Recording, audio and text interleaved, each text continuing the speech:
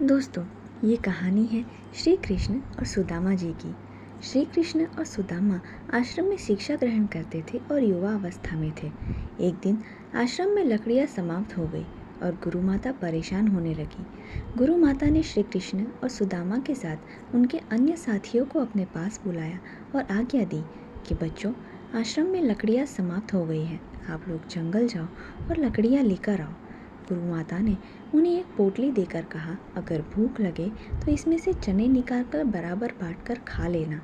श्री कृष्ण और सुदामा पोटली लेकर आज्ञा मानकर लकड़ियाँ लेने के लिए जंगल में चले गए। सभी जंगल में पहुंचकर लकड़ियाँ इकट्ठी करने लगे।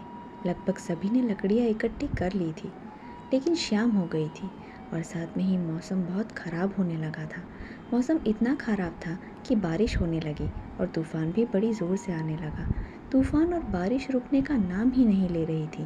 तो श्री कृष्ण और सुदामा ने सोचा, हम एक पेड़ पर चढ़ जाते हैं, जिससे हम बारिश से भी बच जाएंगे। दुर्भाग्यवश ऐसा नहीं हुआ। दोनों पेड़ पर तो चढ़ गए, लेकिन वे भीगने से नहीं बचे। बारिश भी अधिक तेज़ होने लगी थी।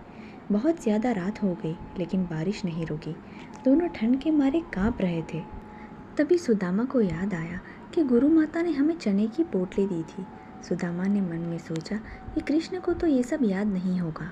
गुरु माता ने हमें चने की पोटली दी थी। सुदामा चने चुपके चुपके खा रहा था। श्री कृष्ण को चनों के चबाने की आवाज़ आ रही थी। तभी कृष्ण जी बोल पड़े, अरे सुदामा, गुरु माता ने हमें जो चने की पोटली दी है, उसमें से मेरा हिस्सा तो लाओ। सुदामा हैरान हो गए और कृष्ण से कहने लगे, अरे मित्र, मुझे लगा वो चने कहीं गिर गए हैं।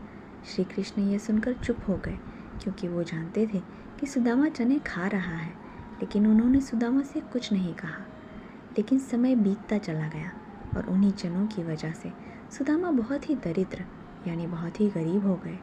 शायद वही चने सुदामा की गरीबी का कारण बने। दोस्तों, इस कहानी से हमें जो सीखने को मिलता है वो ये है कि जब हमारे पास अच्छा और सच्चा दोस्त हो तो उसे हमेशा हमारे साथ रखना चाहिए, कभी खोना नहीं चाहिए।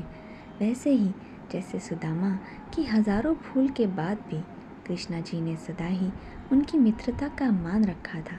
इसलिए तो हम आज भी मित्रता के नाम पे सुदामा और कृष्ण जी का नाम लेते हैं। ऐसी ही नई कहानियों के लिए चैनल को लाइक और सब्सक्राइब ज़रूर करें। धन्यवाद।